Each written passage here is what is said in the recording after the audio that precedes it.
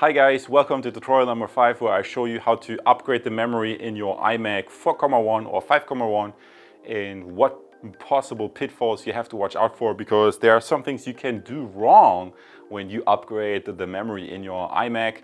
So let's have a closer look at the memory first. Now obviously you can buy both the server grade memory or the non-server grade memory. But I did some reading online and I really believe that the ECC memory, the server grade memory, is better. And also when it comes to prices, maybe let's have a closer look right here. Those are 8 GB modules. And then you think like, oh, wait a minute, the Mac Pro can accept 4 modules. Why do you only have 3?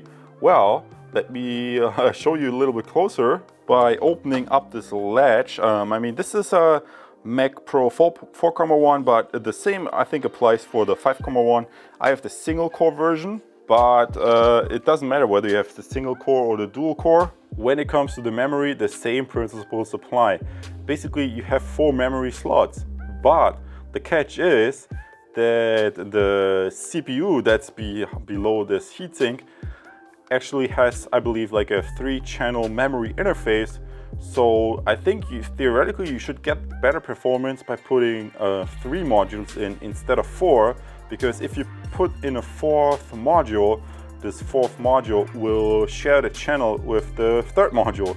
So basically you cannot exceed these 3 channels.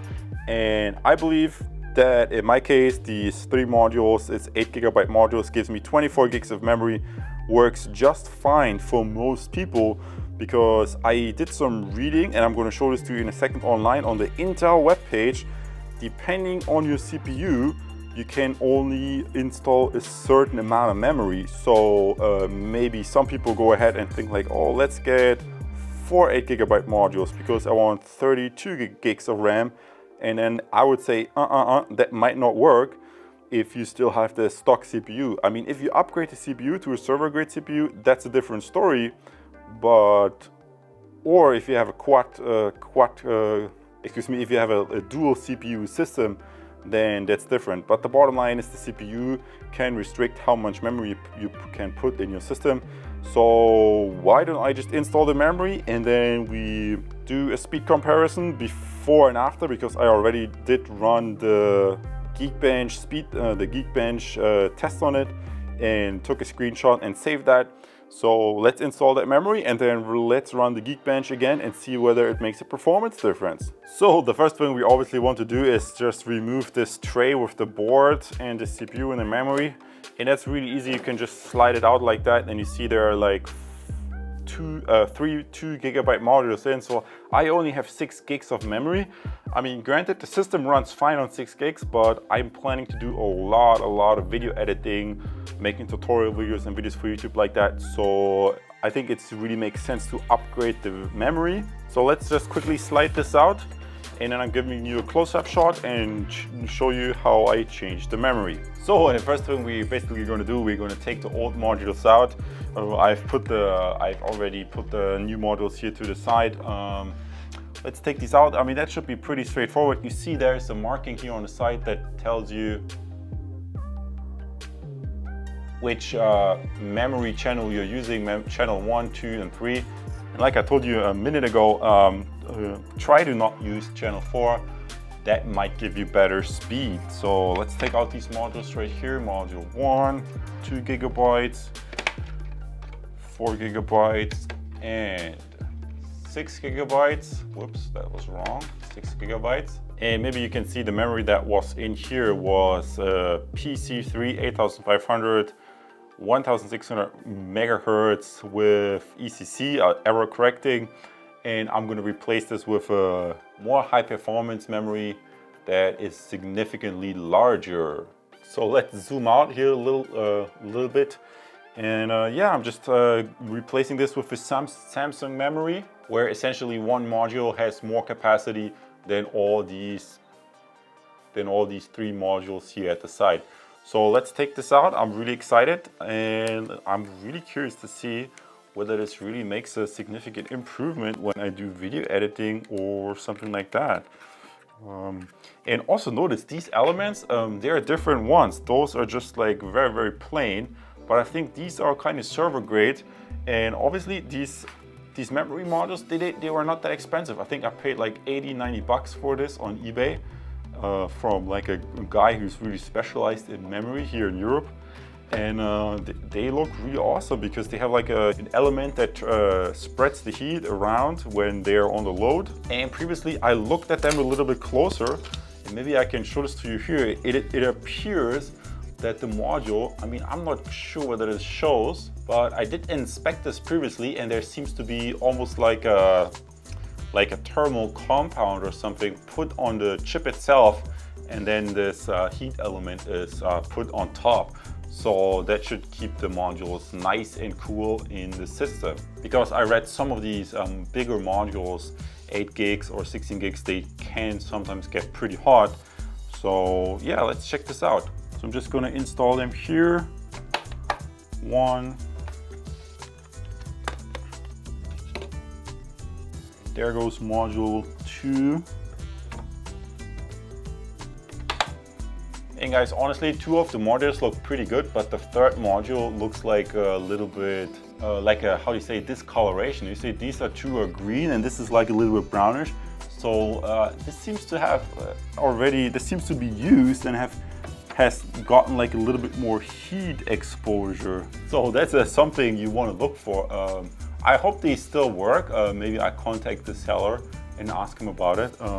Let's see. I mean, like, you can imagine if they were really in a server, like in a rec server somewhere, then they can be exposed to quite some heat. So yeah, I hope everything is all right. We will know in a second. I mean, guys, what I love about these modules and why I picked them in the first place is A, they were cheaper, and B, I think like the color is really like an awesome match. Not sure what the discoloration of the 3rd module here, what this is all about. Obviously, if you buy used parts, you're always a little bit worried, oh, what happens if this is a bad memory module?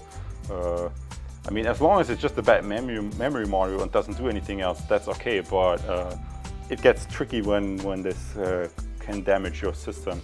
So I'm just gonna put this back in. I think nothing should happen, but well, let's see what this looks like performance-wise. So the board is back installed. I'm gonna put the cover back on, and then we're gonna boot the system up and see whether the memory is okay or whether there is some flaws with the memory. So that's gonna be interesting. Now guys, I'm very happy. I actually have used the system for a couple of days now, and I can share with you my insights on the performance gains that I got from this memory upgrade. And as you can see here, it has detected the full 24 gigs in the system, and I can quickly go and show you the system report. And yeah, yes, the memory can run at the full speed, giving me the maximum data transfer rate. But what is the one thing that you have to keep in mind when doing that memory upgrade? Well, first, what I recommend you do is you Google, or if you want to buy memory like this, I think it should not cost you significantly more than $100. Personally, I got a little bit cheaper for about 80 bucks. The important point is you want to put in something like this, whether it's a Samsung module or other manufacturer. I like the Samsung, it works really well. Other people recommended it. It had a lot of positive reviews. So maybe look for 8 gigabyte modules 3 times and make sure it's DDR3 with this kind of frequency, because for some reason when I did look for memory modules on eBay, sometimes they offer slower modules. So pay really close attention to what kind of modules you're getting, and maybe I can show this to you here.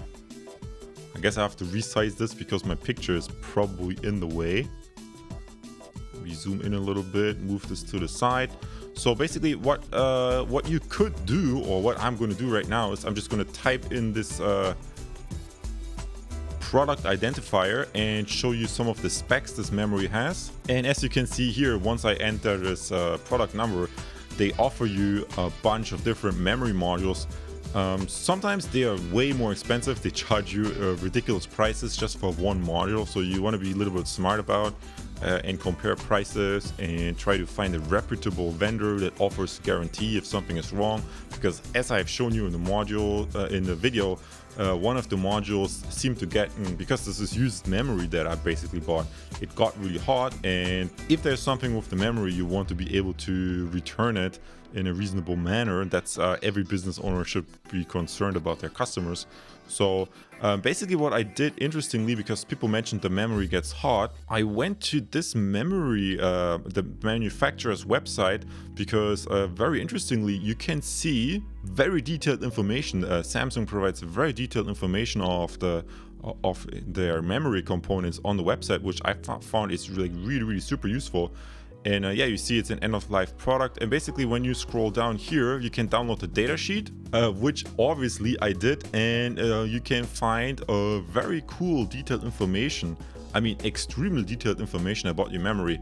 It's probably going to be a little bit overload, but most interestingly for you, you can find these serial numbers and you can see what products were on the market back in the day when these memory modules were released. And you can see there were 4GB, 8GB, and even 16GB modules. So that already shows you that some people may potentially elect, instead of buying 8GB modules, to buy 16GB modules.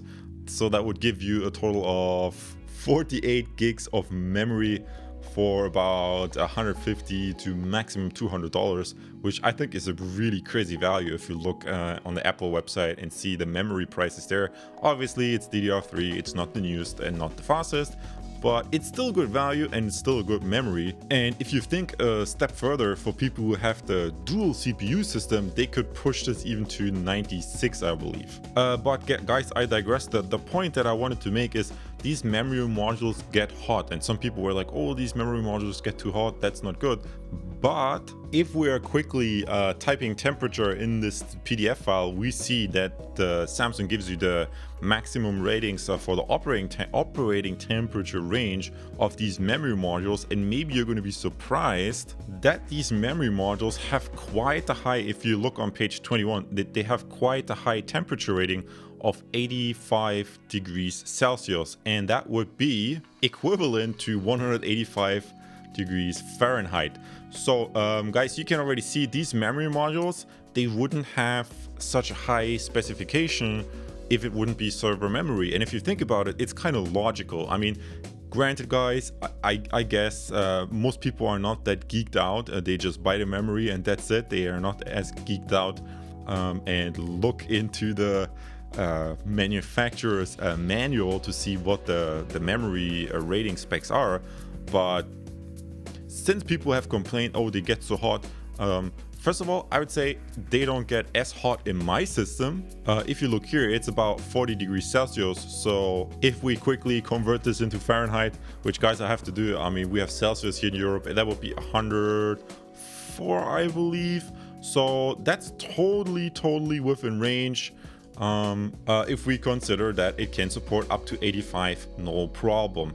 And yeah, I mean, like, logically, in the Mac Pro, you have like a lot of space going on, where if the memory modules get hot, the heat can just dissipate and then be carried out by these massive fans. If you have like a sandwich style server rack, it's super condensed. Their fans in the server rack, they can only be very small and they have to run at really high speed. So that's why when you get into the data center, it's like humming all day long. So, but the bottom line is, I couldn't be happier with these memory modules. I mean, they just work fine.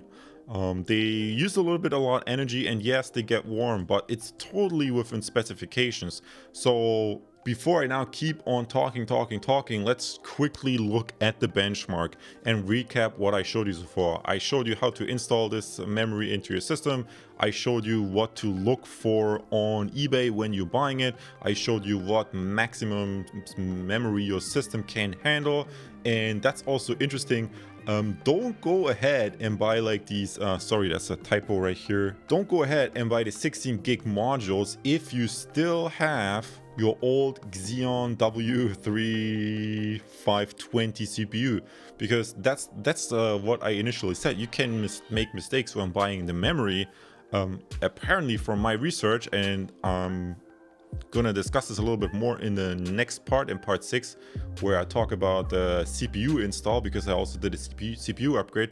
The old CPU can only handle certain types, a certain amount of memory, and also cannot, as you can see here, it cannot utilize the full speed of the memory, because like I told you, I already upgraded the CPU. I'm filming this after the fact, so make sure to watch the CPU upgrade part.